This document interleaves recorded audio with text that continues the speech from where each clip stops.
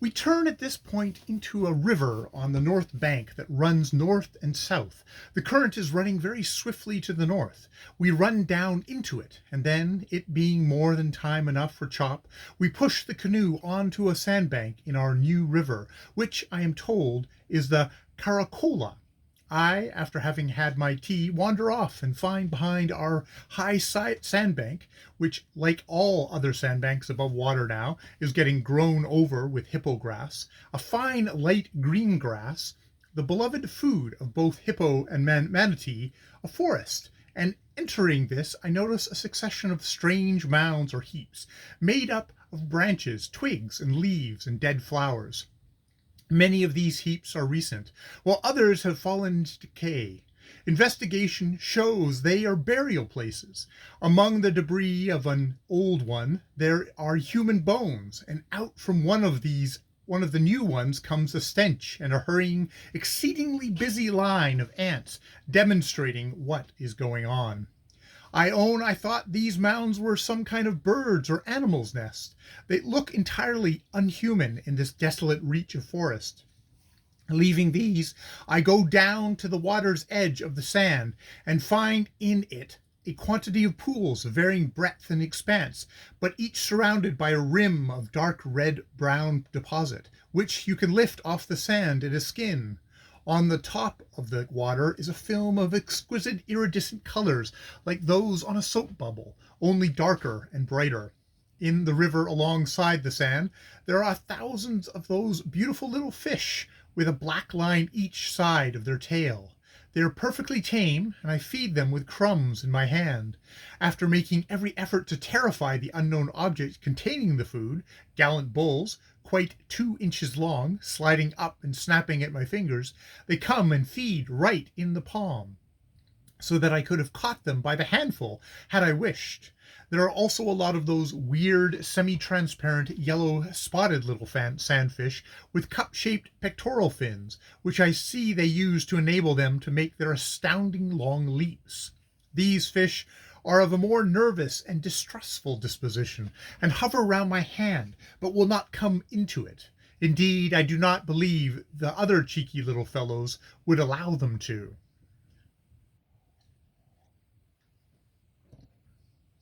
The men, having had their rest and their pipes, shout for me, and off we go again. The Caracola soon widens to about 100 feet. It is evidently very deep here. The right bank, the east, is forested, the left low and shrubbed, one patch looking as if it were being cleared for a plantation, but no village showing. A big rock shows up on the right bank, which is a change from the clay and sand, and soon the whole character of landscape changes.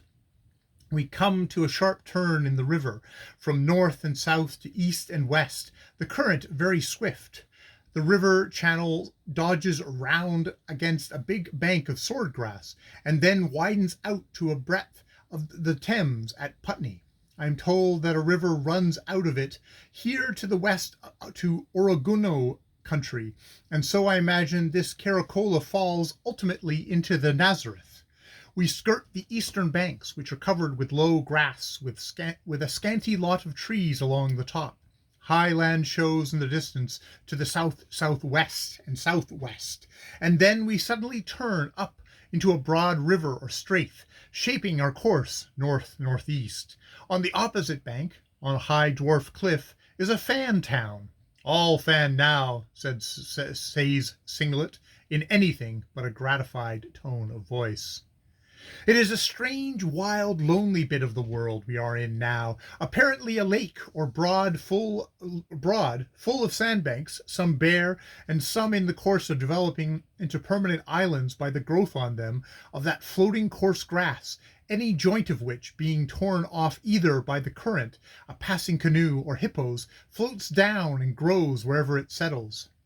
Like most things that floats in these parts, it usually settles on a sandbank and then grows in much the same way as our couch grass grows on land in England, so as to form a network which catches for its adopted sandbank all sorts of floating debris.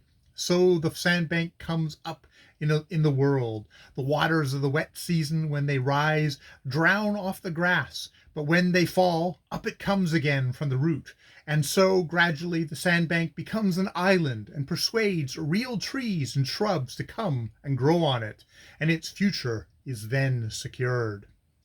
We skirt alongside a great young island of this class, the swordgrass some 10 or 15 feet high.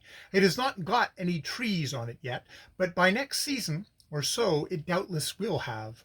The grass is stabbed down into the paths by hippos, and just as I have realized who are the road makers, they appear in person.